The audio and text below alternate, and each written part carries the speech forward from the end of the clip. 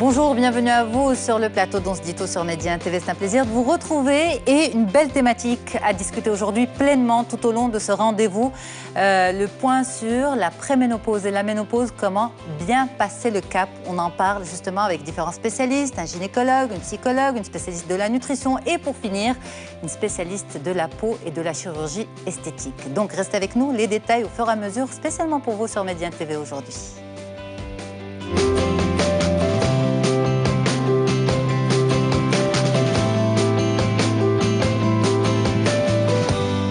La ménopause, la préménopause, tous ces changements d'un point de vue hormonal, émotionnel, structure osseuse, toutes ces choses-là seront discutées bien évidemment aujourd'hui dans ce dossier avec différents spécialistes. D'abord, je reçois pour vous le docteur Youssef Benjeloun, gynécologue à Rabat. Bonjour docteur. Bonjour. Merci d'être là. Merci pour l'invitation. Mounia, techniquement, la ménopause, qu'est-ce que c'est exactement? On peut la définir comme étant une insuffisance d'un organe ou plutôt d'une glande. Et pour un petit peu banaliser un peu la chose et c'est pour ça que moi personnellement j'aime pas trop ce mot de ménopause. Il est un peu lourd, il est un peu en arabe il est encore plus compliqué. Il est un peu statique. Exactement. Je préfère parler, et c'est la définition, c'est une insuffisance ovarienne qui est physiologique, qui peut être plus ou moins précoce ou physiologique, c'est-à-dire tempestive en général. Elle se déclare à partir de, disons, 5 à 7 ans avant la survenue de l'arrêt des règles. Et souvent, dans l'imaginaire de tout le monde, c'est l'arrêt des règles. Mais en fait, sur le plan biologique, il faut savoir que la petite fille, enfin, qui naît à la naissance, elle naît avec un stock de follicules primordiaux, ce qu'on appelle des follicules microscopiques qui, après, à l'âge de l'adolescence, lors de l'arrivée des premières règles, ces follicules vont être recrutés tous les cycles, à chaque mois, lors de la survenue des premières règles, et à raison de 4-5 follicules par cycle, ils vont être recrutés et ils vont former le follicule dominant qui va donner l'ovulation. Alors, ce qu'il faut savoir, c'est que... Ça veut dire que ça s'épuise comme stock au fur et à mesure? À la naissance, cette petite fille... elle a un stock de 1 million de follicules primordiaux. Et déjà, à partir de l'adolescence, ce stock descend à peu près 500 000. Et à partir entre 20 et 30 ans, ces 500 000 sont au fur et à mesure épuisés. À partir de 30 ans, on n'est plus qu'à un stock de 300 000, 200 000, 300 000. Et à partir de 37 ans, on fonctionne à peu près à 50 000. Et au-delà de 40 ans, il ne reste plus que 1000 follicules primordiaux. Et ça, on peut parler en nombre, mais on peut parler aussi en qualité. Si une fille ou une jeune fille entre 20 et 30 ans, sur 10 follicules qui sont recrutés, ou 10 ovocytes qui sont recrutés et donc qui arrivent à maturité, on trouve 8 qui sont de bonne qualité. À l'âge de 40 ans, on n'en trouve même pas un, enfin donc, 1 en fait, sur 10. On met trop de pression sur la ménopause alors que tout commence avant. Voilà, ça commence. Il faut savoir que la ménopause commence, et c'est ce qu'on appelle par périménopause ou préménopause. C'est une insuffisance ovarienne débutante qui peut commencer dès l'âge de 35 ans pour certaines femmes, dès l'âge de 40 ans pour d'autres. Alors qu'est-ce qui pose le plus de problème? C'est la ménopause ou la préménopause?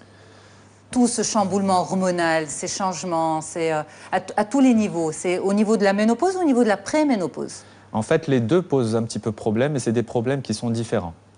La survenue, donc l'arrêt des règles, on parle de ménopause lorsqu'il y a un arrêt de règles au-delà d'une année, de 12 mois. D'accord. Consécutif. Consécutif. Bien sûr. Donc 12 mois sans survenue de règles. Et on parle de ménopause entre l'âge de, en moyenne, 45 et 50 ans, et 55 ans maximum, avec une moyenne de 51 ans. Mais il faut savoir que chez certaines femmes, la survenue de l'arrêt des règles peut survenir à 40 ans ou même avant, ce qu'on appelle insuffisance ovarienne précoce ou prématurée. Mais justement, ce chamboulement hormonal, il a un impact sur l'émotionnel de la femme? Un impact direct, scientifiquement? Alors, on peut reprendre un petit peu ce que peuvent vivre les femmes chaque mois, juste avant la survenue des règles. C'est le syndrome prémenstruel. En fait, elles sont soumises à une privation hormonale et les hormones qui sont concernées, c'est l'œstrogène et la progestérone. Donc, lors de la survenue des règles, c'est une chute brutale de ces hormones et tout le monde sait qu'à ce moment-là, la femme peut avoir plus sensible, plus émotive, plus irritable, avec une labilité de l'humeur, avec des troubles de concentration, en dehors de la douleur que des fois ça peut provoquer au niveau physique, utérin. Il y a des phénomènes psychologiques, il peut y avoir une insomnie, il peut y avoir des troubles du sommeil. Concernant la ménopause, on est un petit peu dans la même chose, un peu des troubles psychologiques et disons des troubles qui expriment cette chute hormonale et cette privation hormonale et ses conséquences par rapport au cerveau. Lors de la ménopause, c'est, disons, un peu plus étendu dans le temps, c'est un peu plus aussi, disons, un peu plus intense que lors d'un simple syndrome prémenstruel. Donc en fait, la femme doit se rappeler que c'est pas une phase c'est pas des choses qui lui sont méconnues, c'est en fait des choses qu'elle a peut-être dû connaître durant, disons, sa période d'activité cyclique, génitale, mais qui va être plus concentrée dans le temps et plus intense parfois. Alors justement, vous avez expliqué tout ce problème aussi pendant cette préménopause, ménopause, ce sont ces manifestations, bouffées de chaleur, fatigue, irritabilité. Est-ce qu'on peut anticiper tout ça, docteur Benjeloun? Bien sûr. L'impact qu'a ce chamboulement hormonal, cette privation hormonale sur le cerveau, en fait, on ne connaît pas les mécanismes de cet impact, encore le mécanisme précis.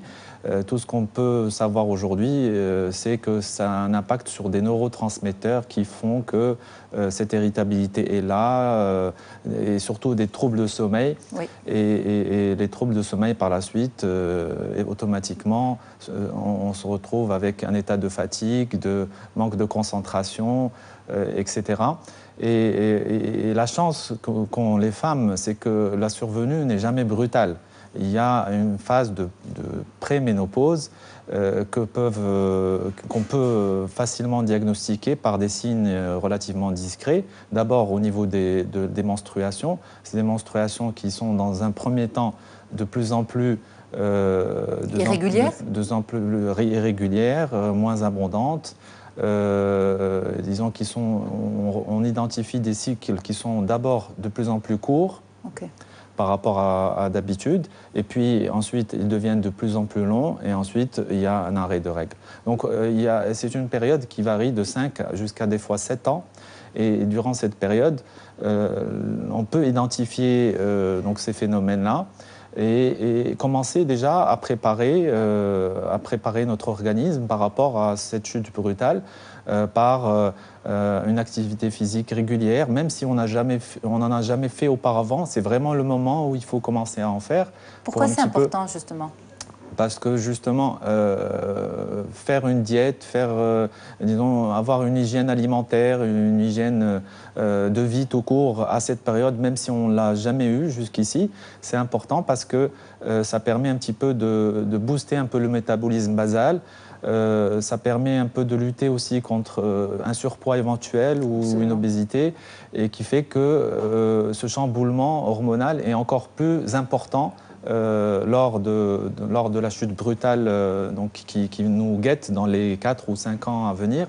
Et à ce moment-là, faire tous ces, disons, ces démarches pour faire en sorte que l'impact de la ménopause soit moins important devient un peu moins efficace. Si on agit avant, si on est plus dans la prévention, et on identifie cette phase précurseur de cette insuffisance ovarienne terminale, on aura plus de facilité à mieux vivre cette chute inévitable et brutale hormonale qui nous guette.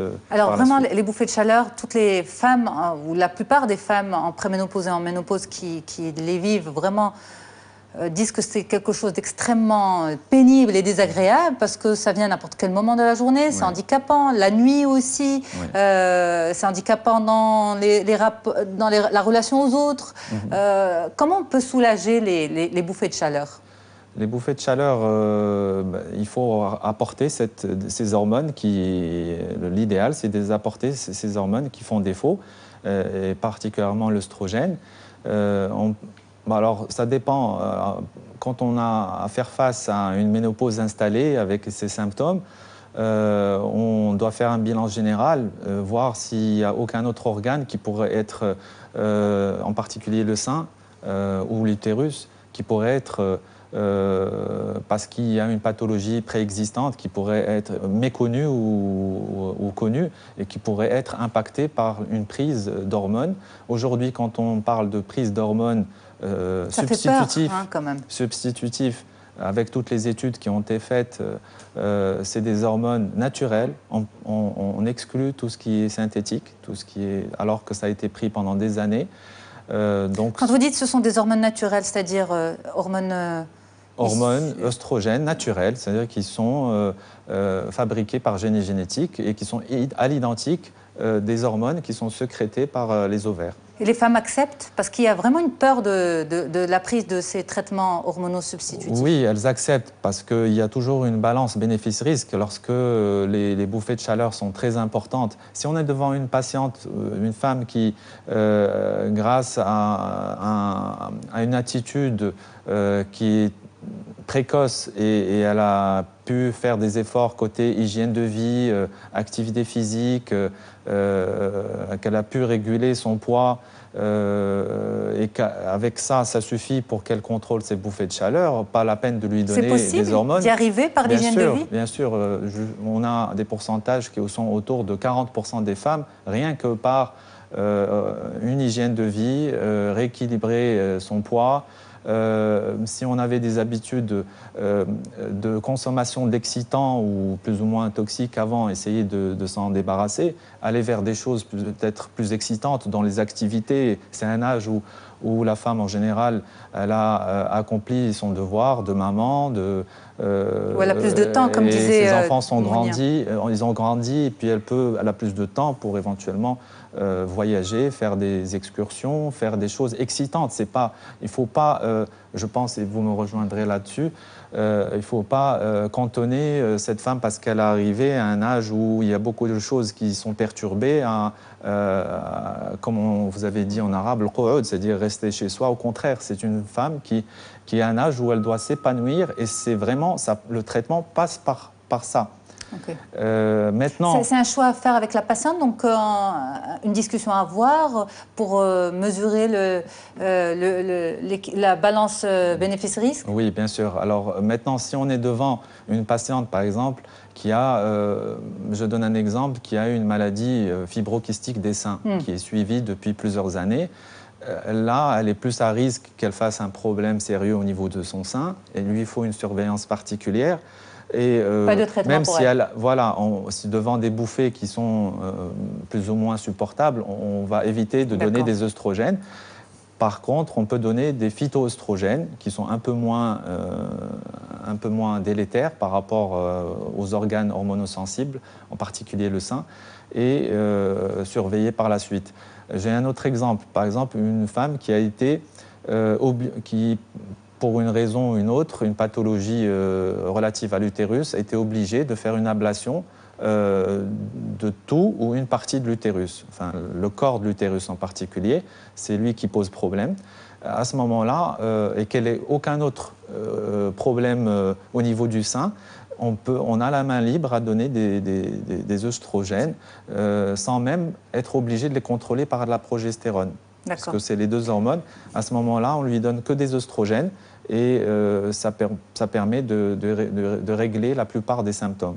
Alors, Mouno, la chirurgie, ce que peut apporter la science pour le rajeunissement facial, on en parle aussi en fin d'émission avec le docteur Selma Ouazani, spécialiste en chirurgie esthétique et réparatrice. Une transition, docteur Benjeloun, vous le disiez pendant le break, la ménopause, ça ne vient pas du jour au lendemain. C'est pas un beau jour. Exactement. Chamboulement. Dans l'imaginaire de beaucoup de patientes, c'est un jour, le jour où il y a arrêt des règles. Et en fait, ça commence 5-7 ans plus tôt. Donc, ça donne vraiment l'occasion d'être proactive et de faire des choses, et de reconnaître un peu les symptômes qui sont annonciateurs et de un petit peu, on va en parler je crois dans quelques instants, rééquilibrer son alimentation, faire du sport, faire des activités physiques, faire des choses qu'on n'avait pas l'habitude de faire auparavant pour redynamiser son mental, redynamiser son corps et aborder cette phase avec plus sereinement. Absolument, vous avez parfaitement raison. Vos patientes, vous leur faites passer ce bilan? Oui, systématiquement. Et on est étonné de voir qu'il y a un grand pourcentage qui sont en carence. Quand bien même on est du soleil au Maroc, mais il faut croire que les femmes ne sortent pas vraiment, n'ont pas cette culture de s'exposer au soleil. Et donc c'est vraiment, on est obligé de supplémenter par des médicaments. Ça se prend par voie orale à 15 jours d'intervalle. Ça dépend de la carence, justement du niveau de carence, en 3 ou 4 prises. Et il y a aussi le fer qu'on dose et qui souvent, on trouve ces femmes souvent anémiées parce qu'elles ont eu un certain nombre de cycles depuis qu'elles sont pubères jusqu'à l'âge de la préménopause. Et c'est pas forcément qu'elles se rendent compte que c'est des règles qui étaient abondantes ou un peu anormalement abondantes. Et avec les accouchements, les grossesses et les accouchements qui se rajoutent un peu à tout cela, on retrouve des femmes en préménopause avec un syndrome anémique plus ou moins sévère. Des fois même, c'est les réserves en fer. C'est pas tellement l'hémoglobine qui est diminuée, mais c'est lorsqu'on dose la ferritine, qui représente le stock de fer en fait, au niveau du corps, qui est effondré. Et on prescrit à ce moment-là du fer par voie orale sur une durée de 6 mois. L'alimentation, vous avez fait le point, mais pour finir, docteur Benjeloun, c'est aussi le moment, sans vouloir bien sûr faire peur, mais en faisant de la prévention, faire du dépistage de certains cancers féminins fréquents à cet âge-là. Exactement. Vous avez tout à fait raison. C'est l'occasion de faire le point et d'inviter donc toutes ces femmes qui ont des symptômes précurseurs de préménopause de venir consulter et de faire le point par rapport à tout ce qui a été fait sur le plan du dépistage du cancer du col ou du cancer du sein. Et on sait très bien que c'est à un âge où le cancer du col se déclare et où le cancer du sein le sein doit être surveillé de façon plus sérieuse. Eh bien, merci beaucoup pour toute cette sensibilisation et justement de montrer la ménopause sous un autre angle. Justement, c'est la suite logique de la vie et de la vie avec un grand V. C'est pas fini la discussion autour de ce sujet. Je reçois dans quelques instants le docteur Selma Ouazani. Merci beaucoup, docteur Youssef Benjeloun, gynécologue à Rabat.